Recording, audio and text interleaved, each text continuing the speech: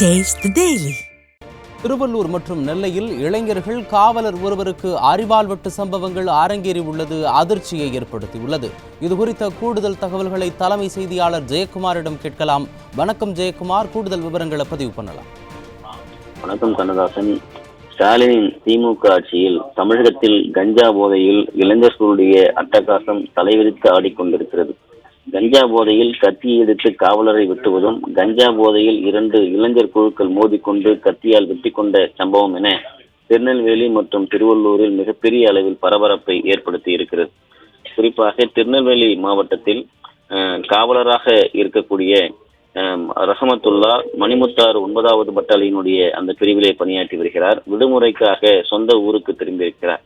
ஞாயிற்றுக்கிழமை வஉசி நிலையில் இருக்கக்கூடிய அந்த மைதானத்துக்கு குடும்பத்தோடு பொழுதுபோக்கிற்காக சென்றிருக்கிறார். அதிகமான மக்கள் ஒரு நடமாடக்கூடிய அந்த பகுதியிலே குறிப்பாக உணவு தின்பண்டங்களோடு அவர்கள் அமர்ந்து இருக்கிறார்கள் வாங்கி கொண்டு. அந்த பகுதிக்கு முகமது அகமதுல்லாவும் அவருடைய குடும்பத்தை சார்ந்தவர்களும் அந்த பகுதியில் இருந்தபோது இளைஞர்கள் சில பேர் சண்டை போட்டிருக்கிறார்கள். காவலர் என்பதால் அதனை தடுக்க சென்றிருக்கிறார்கள். கஞ்சா போதையில் இருந்த இளைஞர்கள் அந்த அரிவாளை எடுத்து சரமாரியாக காவலரை வெட்டி இருக்கிறார்கள். முகமது ரஹமதுல்லா மற்றும் அவருடைய மனைவி அக்கம் பக்கத்தினர் உடனடியாக அவரை மீட்டு நெல்லை அரசு மருத்துவமனையில் சிகிச்சைக்காக அனுமதித்திருக்கிறார்கள். காவலரை தட்டி கேட்டவரை கத்தியால் வெட்டி இருக்கிறார்கள் இளைஞர்கள். அவர்கள் கஞ்சா போதையில் இருந்ததாக கூறப்படுகிறது. பட்டப்பகலில் மக்கள் நடமாட்டம் மிகுந்த ஒரு பகுதியிலே இளைஞர்கள் அரிவாளோடு கஞ்சா போதையில் சுற்றித்திருக்கிறார்கள் என்றால் இந்த ஆட்சியில் சட்டம் ஒழுங்கு எந்த லட்சணத்தில் இருக்கிறது என்பதை இதைவிட வேறு ஒரு சம்பவத்தை குறிப்பிட முடியாது.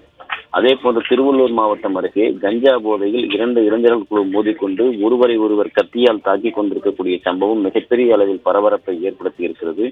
திருவள்ளூர் மாவட்டம் பேரம்பாக்கம் அருகில் டாஸ்மாக் கடை இருக்கிறது, அரசினுடைய டாஸ்மாக் மதுபான கடை.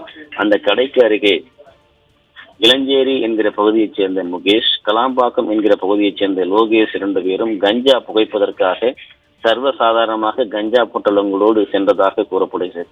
அந்த பகுதியிலே சிற்றம்பாக்கம் என்கிற பகுதியைச் சேர்ந்த சூர்யா, சேது, ஜெகன் மற்றும் கும்மஞ்சேரியைச் சேர்ந்த ரஞ்சித் இவர்கள் எல்லாம் ஒன்றாக அமர்ந்து அதே பகுதியில் கஞ்சா புகைத்து கஞ்சா போதையினுடைய உச்சத்திலே இருந்திருக்கிறார்கள். முகேஷ், லோகேஷ், சூர்யா, சேது, ஜெகன் உள்ளிட்ட இந்த கும்பலுக்கு வாய் தகராறு ஏற்பட்டதாக கூறப்படுகிறது. கஞ்சா போதையில் ஒருவர் கத்தி எடுத்து சரமாரியாக தாக்கி கொண்டிருக்கிறார்கள். இந்த 10 பேர் கொண்ட கும்பல் கத்தியால் தாக்கி கொண்ட சம்பவத்தால் தலை, கை, தனது உடலினுடைய காது, முதுகு உள்ளிட்ட பல்வேறு பகுதிகளில் ரத்தம் சொட்ட வெட்டு காயங்கள் ஏற்பட்டிருக்கிறது. வெள்ளத்தில் சரிந்து விழுந்த இருவரையும் அதே பகுதியில் இருந்து 108 ஆம்புலன்ஸ் உதவியோடு திருவள்ளூர் அரசு மருத்துவமனைக்கு கொண்டு செல்லப்பட்டிருக்கிறது. அங்கே தீவிர சிகிச்சை அளிக்கப்பட்டிருக்கிறது. பட்டப்பகலிலே மதுபான கடைக்கு அருகே கஞ்சாவை கொண்டு வந்து புகைத்து கத்தியை கொண்டு ஒருவர் தாக்கிக் கொள்ளக்கூடிய லட்சணத்தில் அந்த திருவள்ளூர் மாவட்டத்தினுடைய சட்டம் ஒழுங்கு பாதுகாப்பு இருக்கிறது.